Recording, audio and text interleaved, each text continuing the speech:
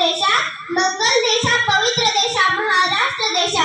प्रणाम घ्यावा माझा हा श्री महाराष्ट्र देशा, श्री महाराष्ट्र देशा. आजच्या या मंगलमय पावन दिवसाच्या कार्यक्रमाचे माननीय अध्यक्ष, प्रमुख अतिथी, पूज्य गुरुजन वर्ग व माझ्या प्रिय मित्र मैत्रिणींनो, माझ्या भाषणाचा विषय आहे शिक्षणाचे महत्त्व. शिक्षण हे आपल्या जीवनात खूप महत्त्वाचे आहे. शिक्षणामुळे आपले भविष्य उज्ज्वल बनते. शिक्षण घेतल्याने आपली वेगळी ओळख निर्माण होते. गरीब असो वा श्रीमंत, शिक्षण ही काळाची गरज आहे. शिक्षणामुळे आपल्या कुटुंबात व समाजात विशेष मान मिळतो. मित्रांनो, शाहू महाराजांनी प्राथमिक शिक्षण हे सक्तीचे केले होते. त्या काळातही महाराजांनी शिक्षणाचे महत्त्व ओळखले होते. जसे डॉक्टर आंबेडकरांनी म्हटल्याप्रमाणे शिक्षण हे वाघिणीचे दूध आहे. ते जो प्राशन करेल तो गुरगुरल्याशिवाय राहणार नाही, तो गुरगुरल्याशिवाय राहणार नाही. माणूस हा सर्वश्रेष्ठ प्राणी आहे. माणूस किती जरी श्रीमंत झाला, माणूस किती जरी श्रीमंत झाला तरी माणसाचा खरा अलंकार म्हणजे शिक्षण आहे. आजच्या विज्ञान तंत्रज्ञानाच्या युगात शिक्षण एक अविभाज्य घटक बनला आहे. शिक्षण माणसाला जीवनात विविध क्षेत्रात करिअर करण्याची संधी निर्माण करून देते. जसे डॉक्टर, इंजिनियर, वकील, पायलट, शिक्षक इत्यादी. शिक्षण हा मानवाचा मूलभूत अधिकार आहे. शिक्षण हातात आले, भविष्य उजळून गेले. अज्ञान दूर झाले, यशाचे शिखर गाठले. शिक्षणामुळे आपल्याला ज्ञान मिळते. ज्ञान ही एक अशी संपत्ती आहे जी कोणी चोरू शकत नाही, ती कोणीही हिरावून घेऊ शकत नाही.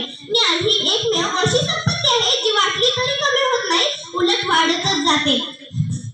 शिक्षण आपल्याला ज्ञान देण्यासोबत नैतिकता व शिष्टाचार शिकवते आणि आपला आत्मविश्वास वाढवते.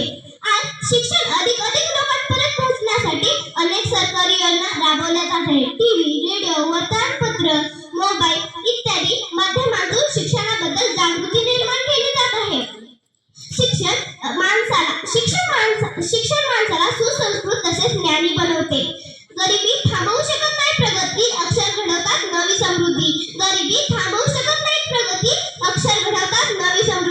उजेडाचा दिवा पेटवते शाळा, शिक्षणानं बदलते आयुष्याची माळा. अज्ञानात आपली अधोगती, शिकण्यातच आहे खरी